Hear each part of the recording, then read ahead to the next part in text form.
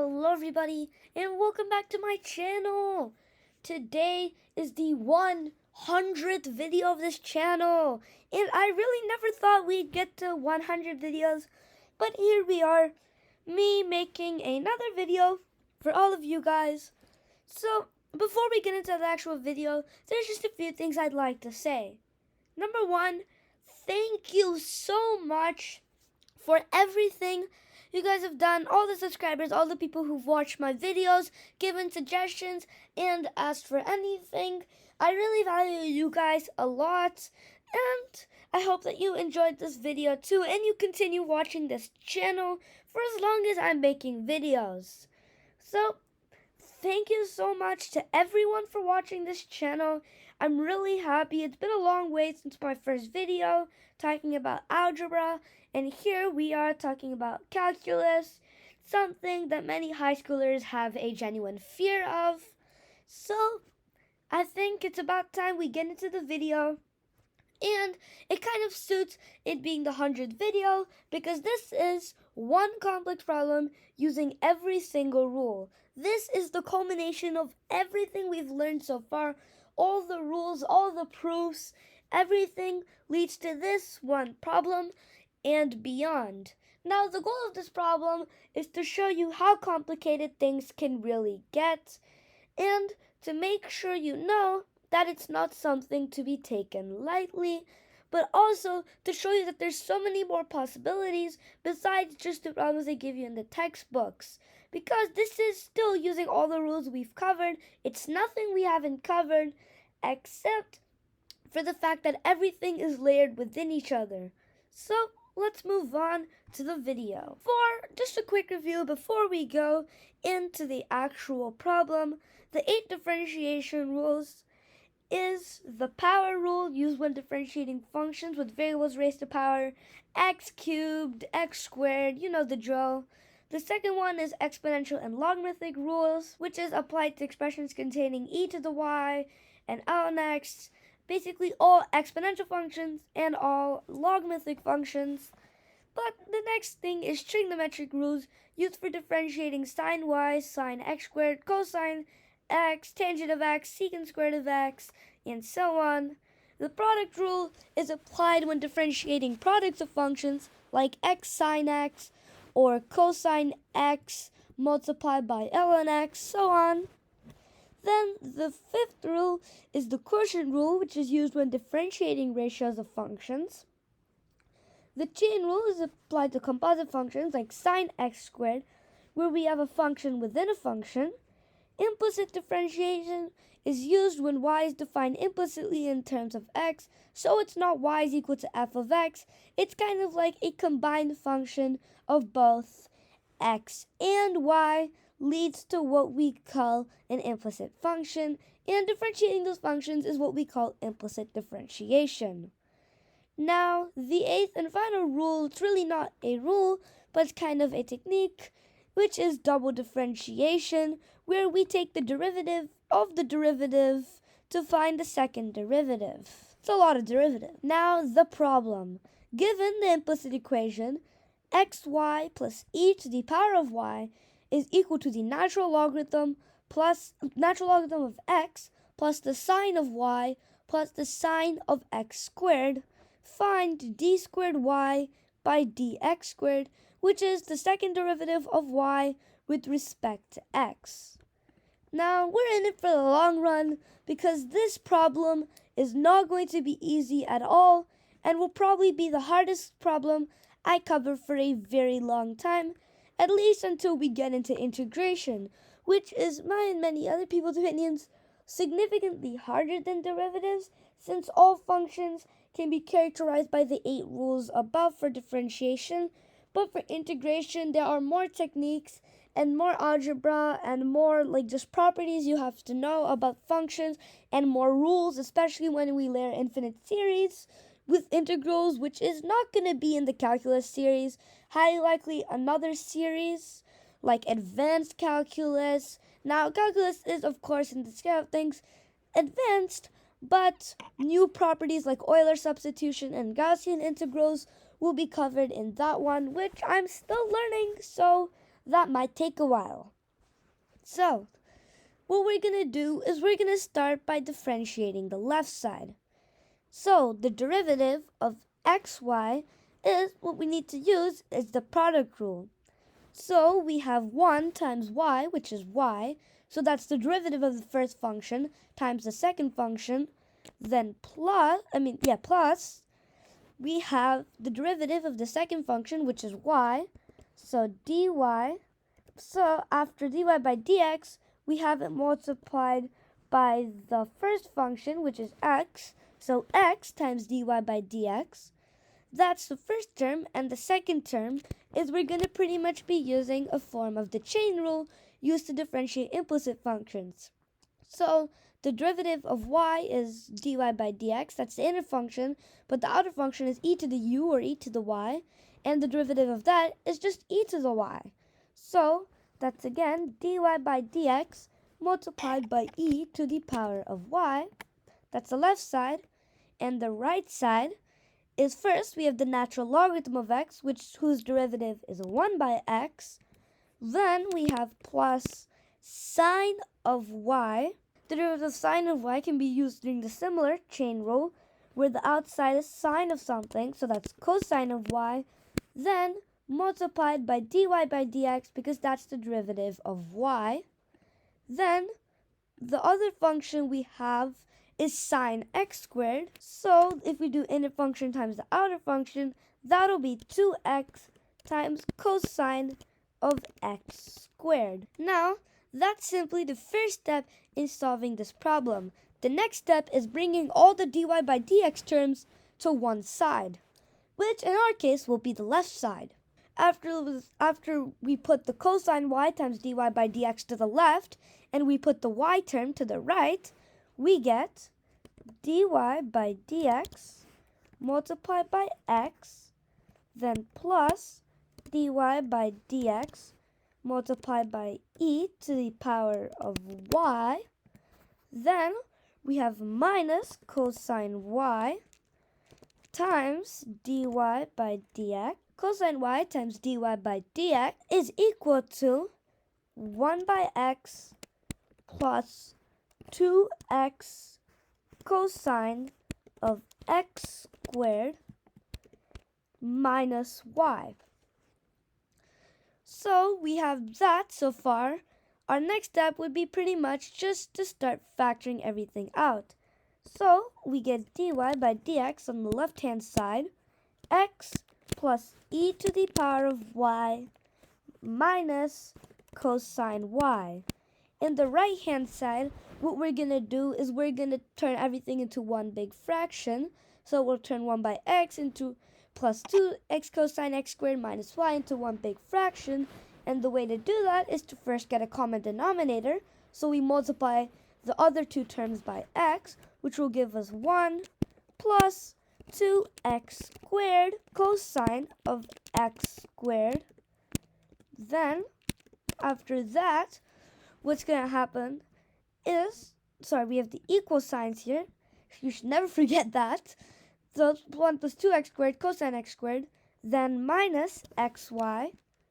Now all of this divided by x.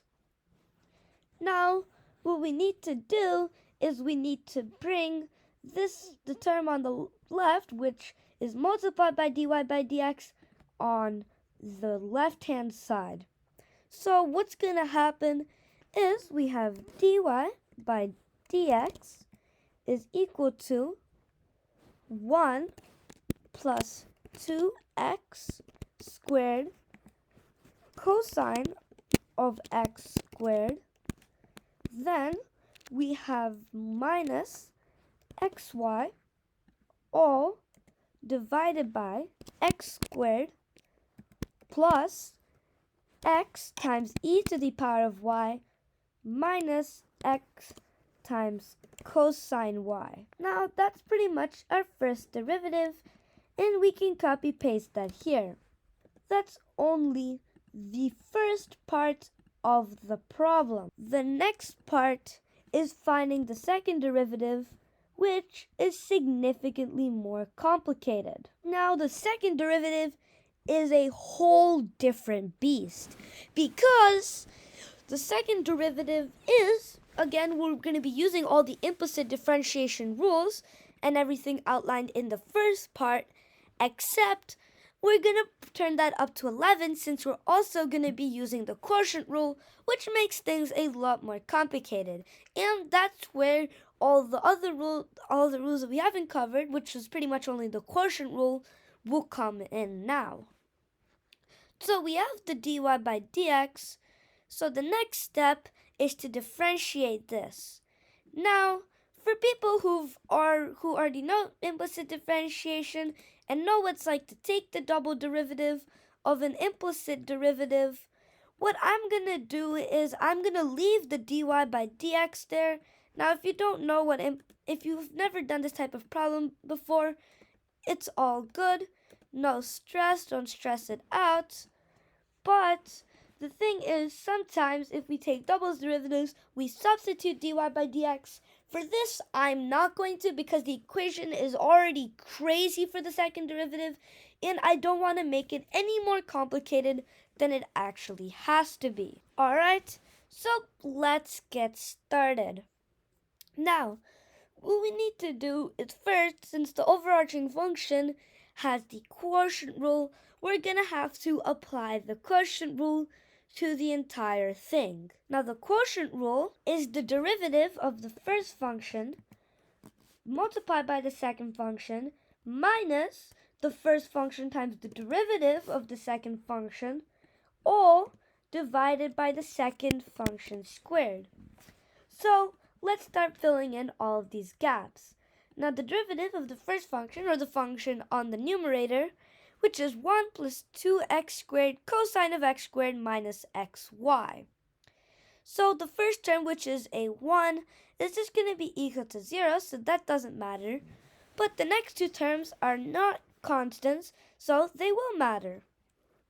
So 2x squared times cosine of x squared can be evaluated using the product rule, where 2x squared is the first function and cosine x squared is the second function.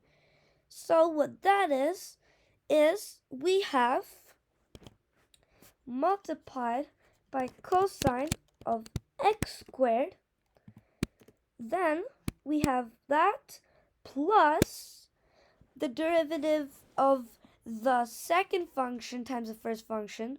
So we have 2x squared. So plus we have 2x squared multiplied by 2x. So that's 4x cubed. Then what happens after that is that we're going to be pretty much, instead of doing this 4x cubed, what's going to happen is that,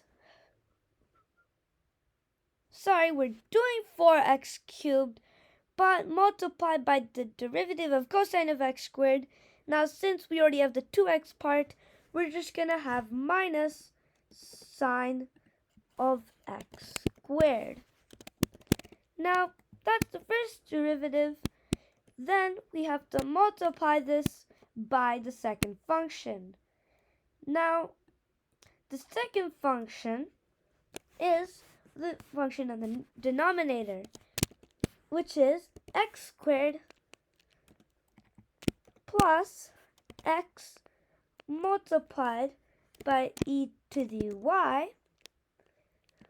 minus x times cosine y. So that's the first part of this equation.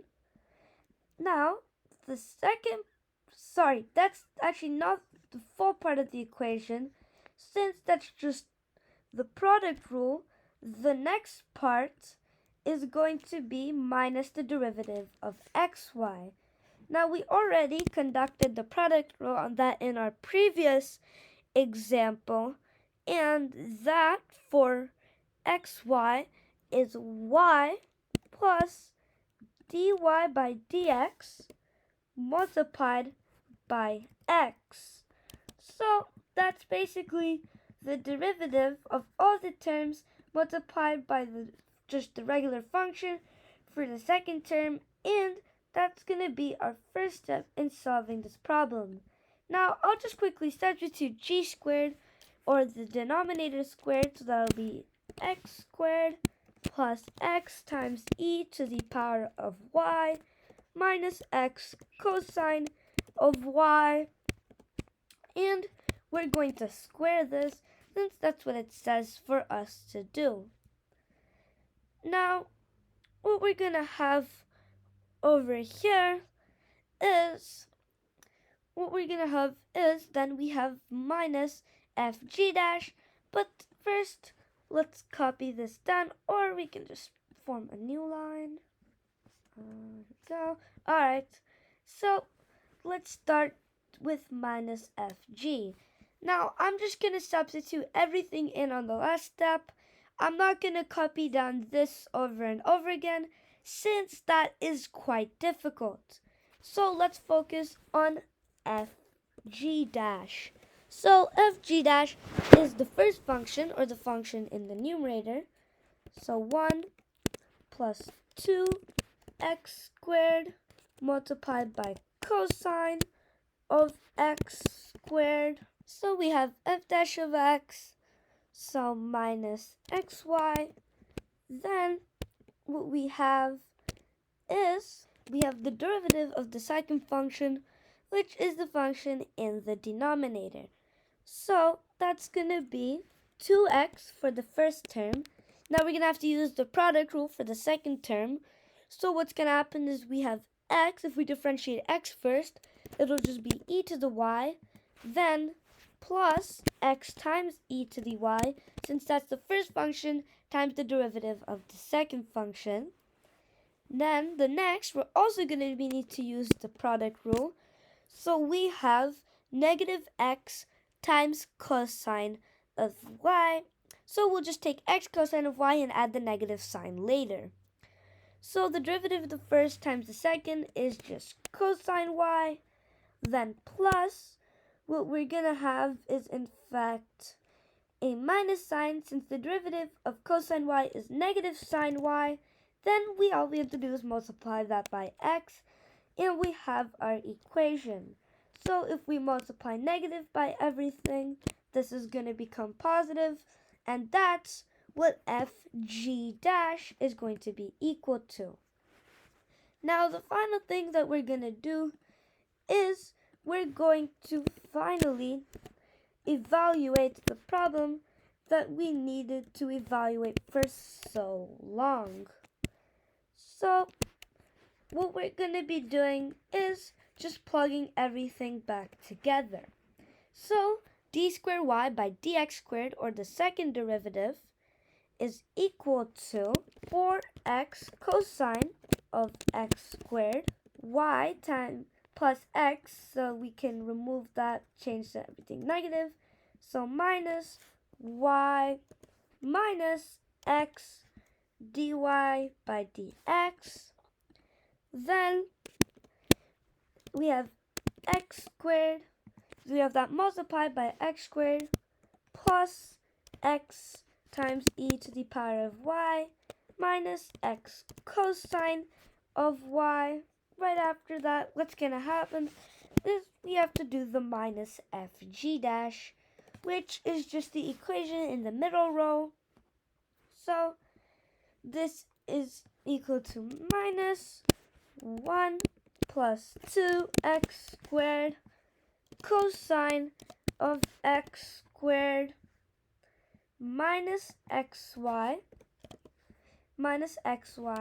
multiplied by 2x plus e to the power of y plus x times e to the power of y, not r to the power of y, sorry, e to the power of y.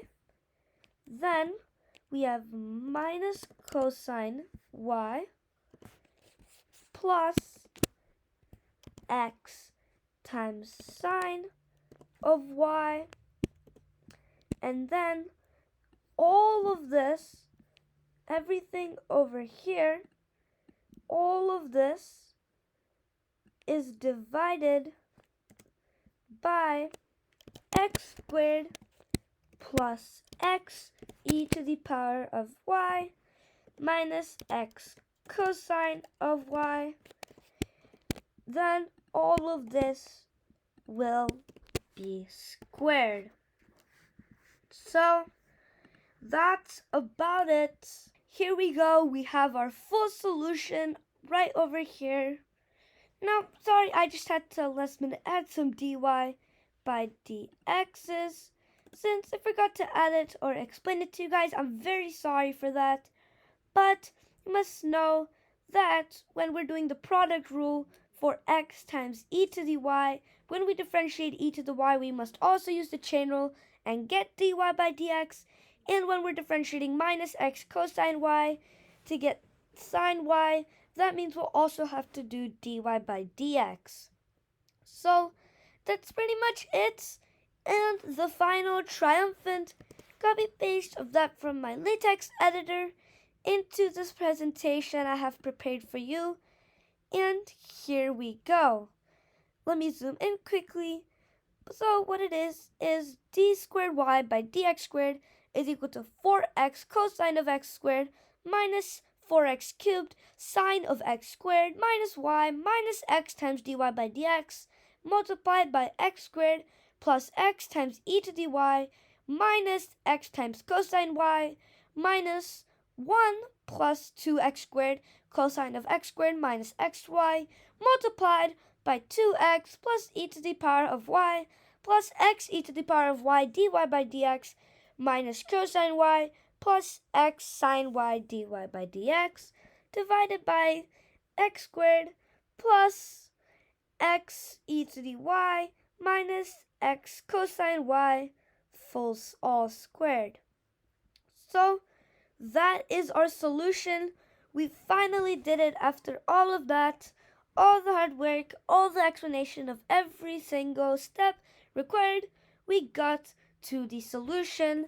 And didn't I tell you it would be a long one? Because this one problem took a good amount of time and showed us a great application of many of these rules. Now, in fact, I simplified this problem from one of my earlier drafts where it was even more complicated and we had to use the quotient rule in the first derivative also, but I decided against that as that would probably take very long to explain and solve, and the expression could probably take up this entire slide. So thank you so much, and let's go to the solution. You might remark on how this looks quite different than what you seen earlier, and I'm here to tell you that it really isn't. Everything stems from the fact that in the first derivative, for some reason when I chose to solve it the first time, I chose to put 1 by x in the numerator minus y instead of just making it one full combined fraction. So that influenced the rest of this. But really, I only have one small homework for you guys, which is actually to prove that the equation over here is equal to the equation over here. Even though they don't look much alike, they're actually the exact same equations, just with different steps taken. And if we substitute everything for dy by dx and simplify, we will get our answer. So that's the solution to this problem, the most complicated problem I've probably ever done on this channel. I've done more complicated problems on my own, but I prefer not to really put this on the channel, at least until all of you guys are ready, since that stuff took me a good 2 hours to solve. It was painful, but that's a story for another time. Thank you so much for making it to my 100th video. This is a really bad achievement for me. I never thought I'd actually go and upload this, but this is amazing, and I'm so happy to be here with all of you watching this video. And just like before, please make sure to like, subscribe, and hit that notification button if you found my content educational, inspiring, and entertaining. So, thank you so much for watching. See you in the next one. Be sure to put any tips or suggestions or anything like that in the comments. I'll be sure to answer. So, thank you so much. See you in the next one, and bye-bye.